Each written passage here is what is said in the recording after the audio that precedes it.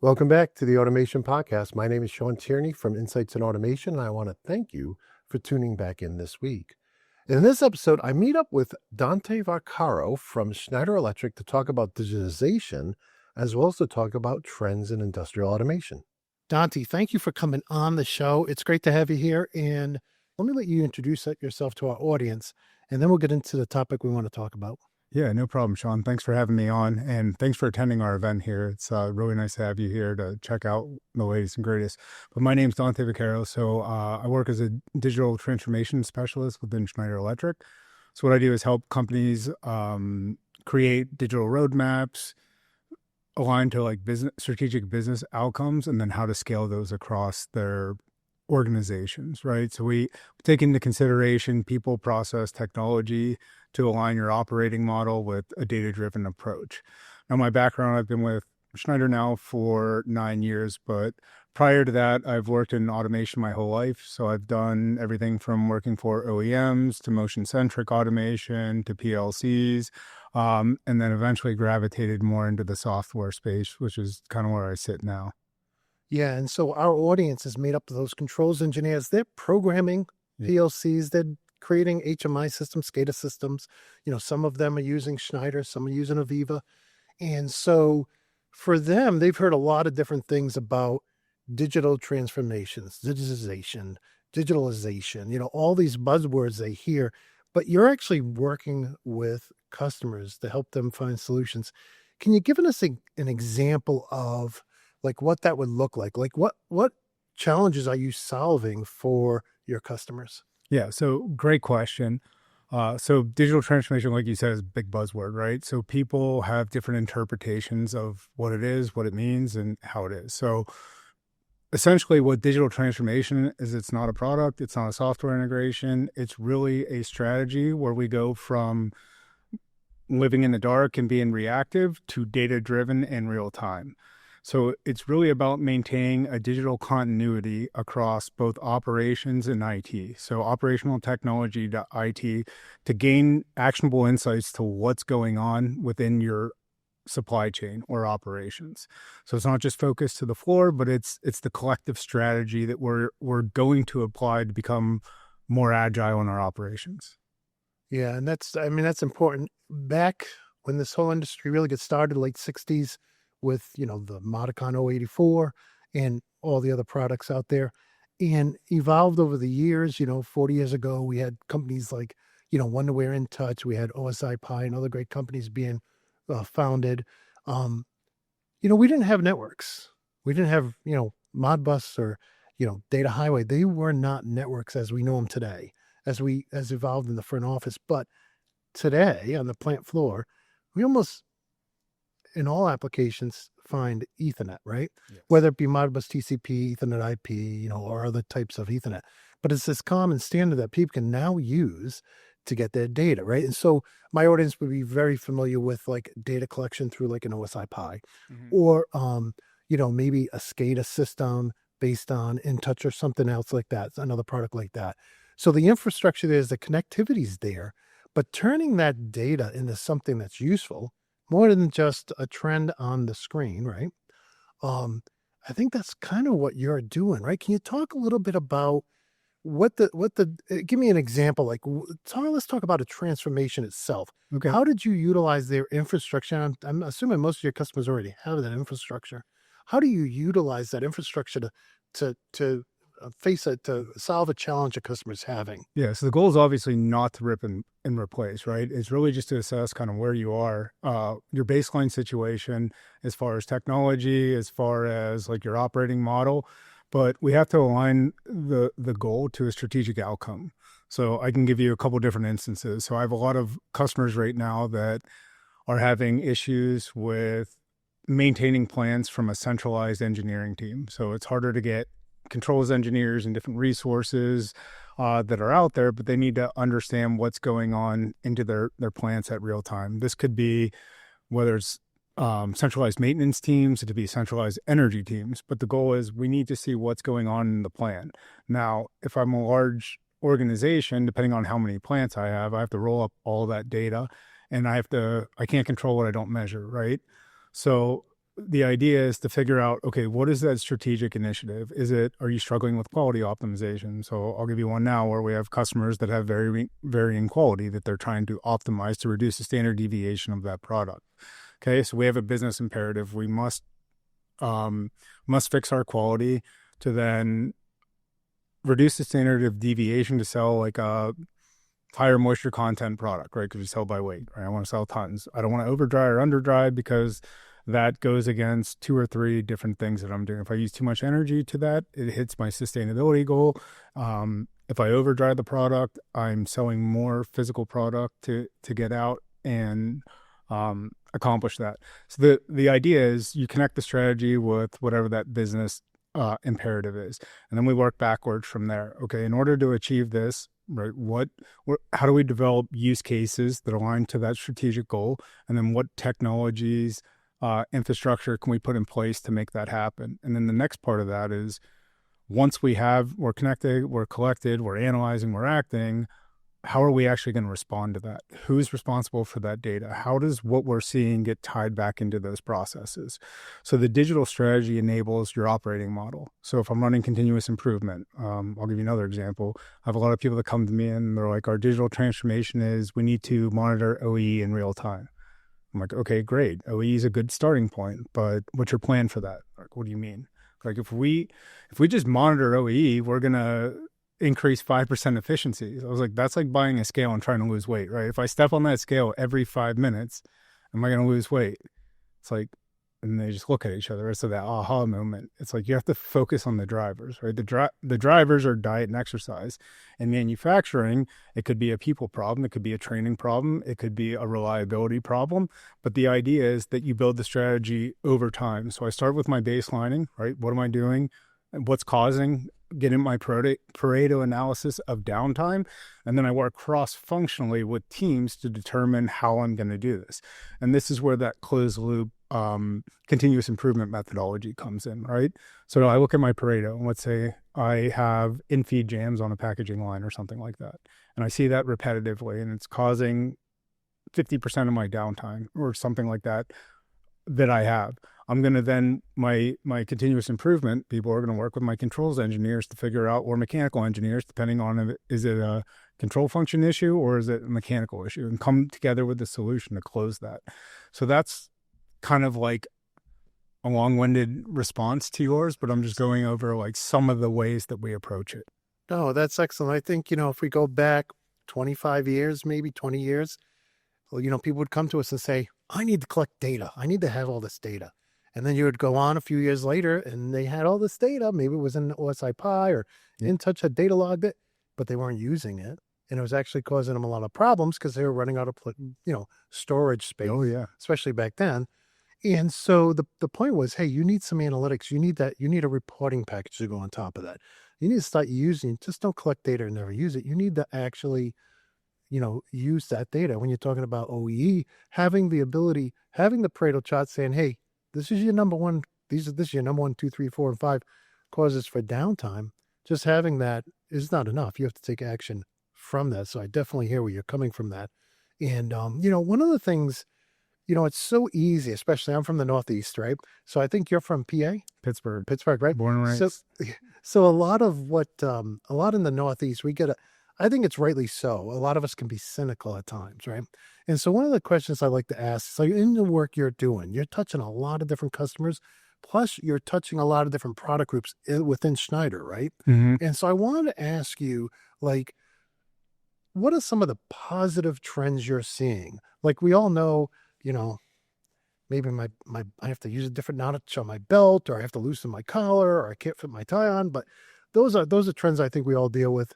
But what about positive trends? What positive trends are you seeing out there with your customers and within your company? I think it really comes down to how we're going to leverage data. And now what we're seeing is like everybody wants an AI strategy right now. So when we say trends, like I hate to get buzzwordy, but there's practical uses of AI. I think AI became mainstream with generative AI, which is just one form of that.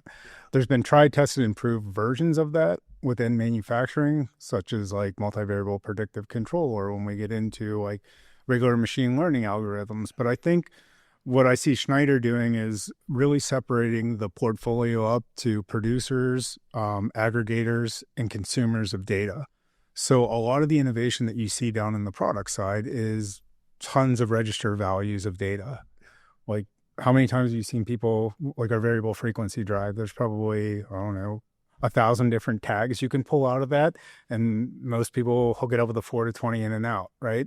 But there's like water loss detection algorithms in there that tell you when you're losing stuff. There's other like alarms, kilowatt hour consumptions. If you want to trend any of that data, like there's a ton of metadata that contains in the products that manufacturers are making today. They're just not being leveraged well to understand that. So I would say AI is the trend. Data enables AI, history, organization, contextualization. And from a control engineering perspective, maintaining like a discipline on data ontology is super critical in this part. Yeah, could you go into that a little bit more? Yeah, so Ontology. ontology. So think of that as like our data and tagging naming structures. We have to have some sort of structure or standard to follow. And where we see some issues, and whether it's AI or whether it's just trying to get some like these operational KPIs, is that oftentimes the detractor from that is, the sins of our fathers on the control side, where it's been hurry up and get the system up and running. You have 2 days, just get it. So we don't have discipline in structures and hierarchies, and PLCs are usually flat, right? So how do we normalize that, and how do we understand where that data is coming from? Because as I start to compound the value of that data and start to create like relational relationships of what I'm pulling out across the value train, I need to know where it's coming from. And without like that ontological discipline, right? Like the naming structures, it's very hard to figure out and scale stuff because I don't know where that is. So if every tag is named pump, but I don't know what machine it's coming from, it's very hard to create like the repeatable template.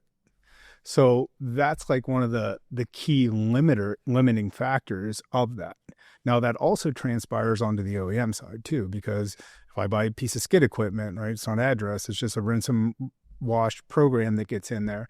So a lot of, what control engineers or what end users do is like you have to be specific on what you want there, right? So there has to be things to follow. But my word of advice is there's some extra work that needs to be done at the beginning phases for the proper structures of your tags. It will pay dividends down the line. If not, you're spending half your time overcoming technical debt that you've inherited or decided to overlook. Yeah, I think the integrators who are watching and a lot of OEMs too, they know the importance of having some naming conventions, and a lot of very large, greenfield plants also too. They'll put these standards out to the OEM supplying equipment and skids. And it's so very important because even from a training aspect of your personnel, your maintenance technicians, your electricians, but also if you start thinking, like I was just on the plant floor talking to Kareem and Mahua, and, you start looking at AI, right? Well, if you ask AI to create a routine for you, right, that's going to interface with this new VFD you just got from Schneider, you want it to have the right naming convention from your company. And if it's just using some random naming convention, nobody's trained on that. So I can see it's important. But for brownfields, I can see that can be a daunting task as well, because like you said, you have a legacy plant full of equipment that was developed over time by different individuals and different integrators, different OEMs. So that can be pretty a daunting task to get that right. But of course, you can always abstract that in the software layer. I think that's real interesting. I guess what I'd like to ask you now is, I was on the show floor, walking around, seeing all the great products you guys have out there. I've actually had a chance to do some hands-on with some of those products, thanks to partnering with Schneider to do that. But from your thought process, in what you do, right? When you look at those products on the show floor today, which ones do you think of when you're thinking about the digital transformation? Which ones do you come up in mind first?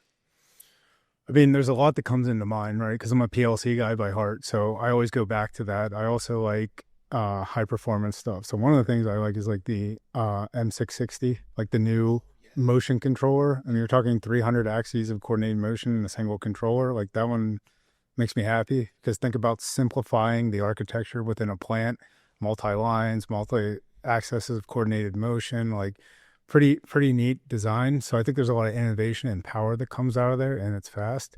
So I like that, but I also like what we're doing with some of the other products, just on the metadata that's contained within there. Okay.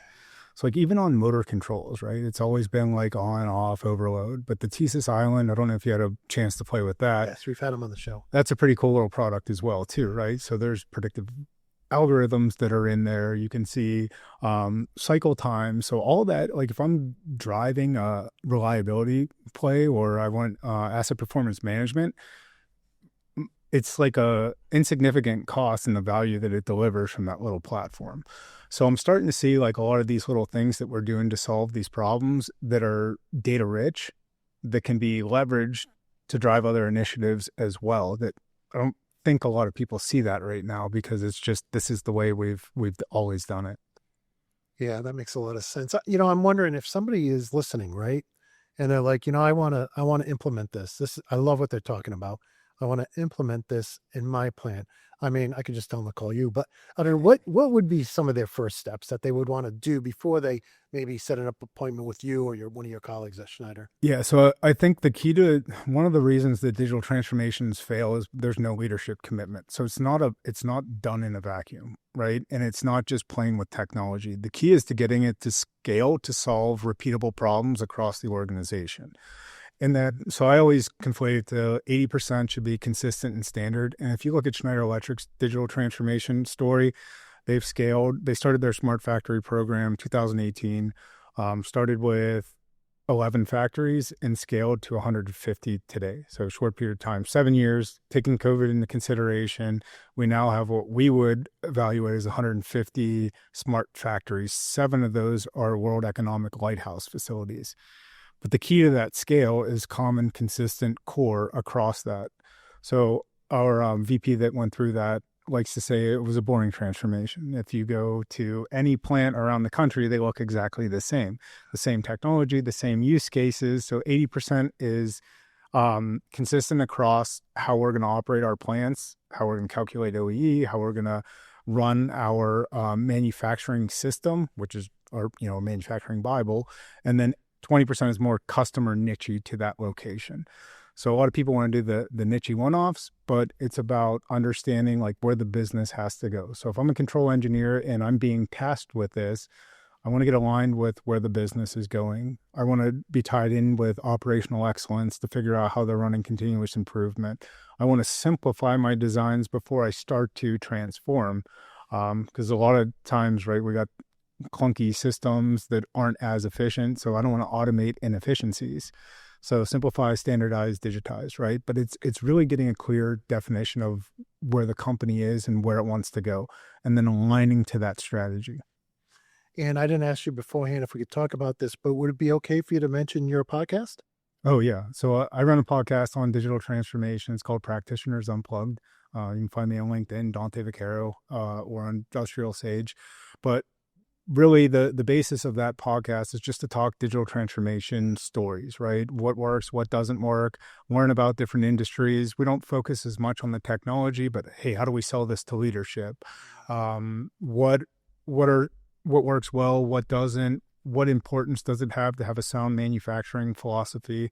So we just try to, get stories from the front lines, and don't really push product or software, but it's just a community to connect on with people going through struggles, to talk and figure out how do we learn from the past or not.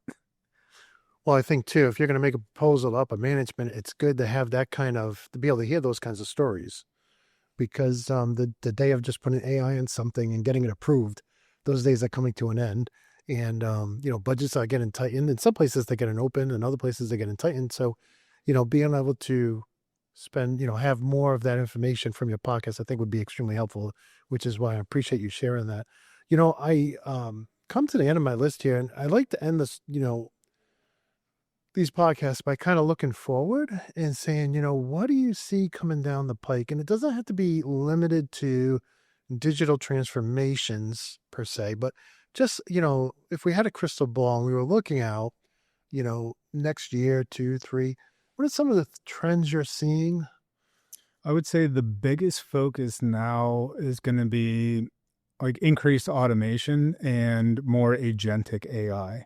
So if you look at that, like MCP protocol is starting to pick up a little bit, model chain protocol. And what the agentic aspect of that allows you to do is run lower, let's call it lower bandwidth models, right? So I can create smaller agents that are trained on subsets of data instead of like this big monolithic chat GPT thing. So, when we query chat GPT, it scans the whole entire internet, but here you create agent to agent interactions. So I have a quarterback agent that goes out to individual expert agents within my plan. So I could have a quality agent. I could have a predictive analytics agent. And I ask the system what's going on and I get the information I want back. So I think the landscape is going to change over the next couple of years as this technology evolves. But the MCP protocol and the agentic AI on the industrial floor, I think in the infancy stages will come back in an advisory capacity, but 3-4 years down the road, it might take control of like operations. Yeah, and I think, I think too, another trend will be maybe people will understand AI better, because I think, as you kind of alluded to earlier, AI today, a lot of people just think of Chat GPT, right? So that's what they think AI is. I was on vacation a couple years ago, and a gentleman recently retired from business was telling me that AIs were programming themselves. And so, the difference between machine learning and AI and the different types, like general AI versus other AI, I think that's important. There's a learning curve I think we're all on. Yeah. And I also think too, and have you found this, and I know I'm kind of going off the topic here a little bit, but have you found that you're educating people on AI? Because a lot of times people are applying AI, even the buzzword AI, look back like smartphones, smart TVs, everything was smart. I always told my wife, none of this is smart. Yeah. They just have apps that doesn't make them smart. But are you finding you're spending a lot of time educating people on AI and what is and what isn't and the different types of AI? Yeah, we spend a little bit of time on that. I think everybody says our CEO wants an AI strategy, so we have to pull it out. And it goes back to that ontological discussion, right? If you don't have the data, you don't have organization, history, context, you're not going to get what you want out, right? So if I don't know where the data is coming from, I don't have a reference of history, how am I supposed to model something out of that? So it's chicken or the egg. Yeah, but we need AI. It's not that simple, right? It doesn't work without data. So you have to have a plan for your data. There's steps to follow to that. Historization, organization, contextualization, and then analytics can go on top of that. But if I don't know where it's coming from, what it means, then you have, crap in, crap out, right? So that's just what it is, right? We've seen people prompt ChatGPT and like, I don't like what I got out. You said, what's the weather like today? It doesn't know what city you're in, where you're at. So again, it's like, you have to prepare for it. So I try to take a step back. Is like, okay, you haven't done steps. You're not even at Industry 4.0 yet, right? So you don't even have any of this information. So how are you just going to jump ahead? It's not magic, right? Yeah. Well, that's it for my questions. Was there anything else you wanted to mention before we wrap it up? Anything, maybe we talked about your podcast. Maybe talk about any events coming up. Are you doing any sessions here at the show that people can look up afterwards? I'm not doing any sessions. I'm recording a couple podcasts that are going to be out here. So we had a CEO that we just interviewed this morning on interoperability. So how to sell the concept of interoperability, another buzzword, guys. So we unpack what that means and how to sell that to leadership in that episode. And then we have a couple other things that we're doing. But yeah, I'm involved in the community. I love manufacturing. My mission is to help like U.S. manufacturing excel and get back to that resurgence, because I really believe that, technology can help all of these issues that we have. So this is really what I'm passionate with: automation, digital transformation. And thank you so much for coming out, spending the time and inviting me on your show. Oh, well, thank you for coming on the show and letting me interview you. Well, I hope you enjoyed that episode. I want to thank Dante for coming on the show to talk to us about digitization, trends in automation, and about his podcast as well. Check that out if you're interested. And I also want to thank Schneider, who not only sponsored this episode so we could release it to you ad-free, but also flew me out to their event so I could actually record all of these episodes that will be coming out in the coming weeks. With that said, I do want to thank you again for tuning in this week. I want to wish you all good health and happiness. And until next time, my friends, peace.